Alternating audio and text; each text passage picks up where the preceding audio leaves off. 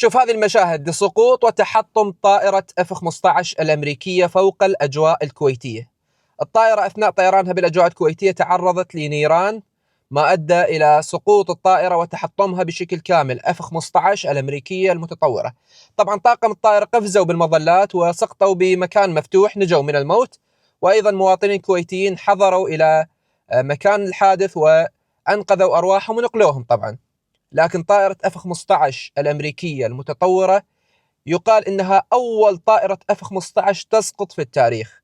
سعرها يوصل إلى قرابة 100 مليون دولار أمريكي.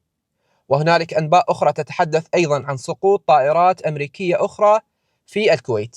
تحياتي.